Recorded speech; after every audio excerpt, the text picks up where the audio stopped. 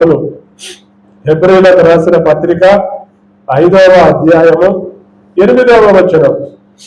ఆయన కుమారుడై ఉండి తాను పొందిన శ్రమల వలన విధేయత నేర్చుకునేను. విధేయత అనేది ఏమండి ఎప్పుడు వస్తుంది? విధేయత ఎప్పుడు వస్తుంది? అన్ని బాగుంటే విధేయత చూపిస్తారు, ప్రేమ చూపిస్తారు, ఏమంటే పలకరింపులు చూపిస్తారు, ఆప్యాయతలు చూపిస్తారు. కానీ అన్ని బాగా పోతే ద్వేషం చూపిస్తారు, కోపం చూపిస్తారు, మత్సరం చూపిస్తారు. కానీ ఇక్కడ మనం వ్యతిరేకంగా చదువుతున్నాం. ఈ లోకానికి యేసయ్య వ్యతిరేకం. విధేయత అనేది శ్రమల వలన రావాలి, సంతోషంతో వచ్చేది కాదు. విధేయత ఈ రోజు ఉండే సంతోషం రేపు ఉండకపోవచ్చు, ఈ రోజు ఉండే శ్రమ రేపు ఉండకపోవచ్చు.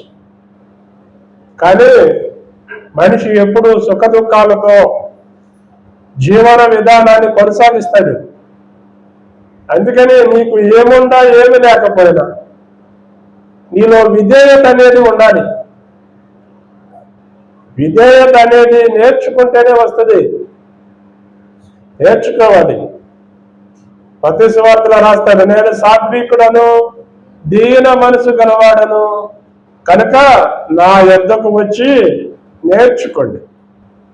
నీకు విధేయత కావాలంటే యేసయ్య దగ్గరికి రావాలి.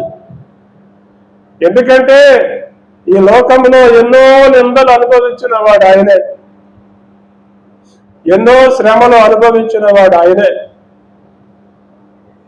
ఏమండి నిందలు శ్రమలు అనేది పాపం చేస్తే వచ్చాయి కాదు, నీతిగా నడుచుకుంటే వచ్చాయి.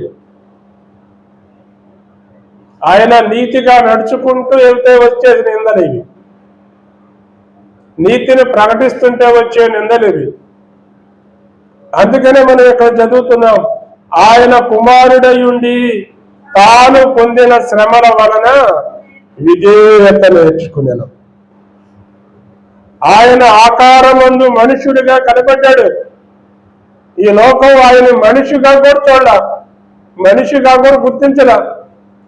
ఏమండి కానీ ఈ లోకంలో ఆయన చూసిన దెయ్యాలు, ఏమండి ఈ లోకంలో ఆయన చూసే ఈ లోకంలో దెయ్యాలు చదివితే బాగుంటుంది. ఈరోజు మనం కొన్ని వచనాలు చదువుదాం.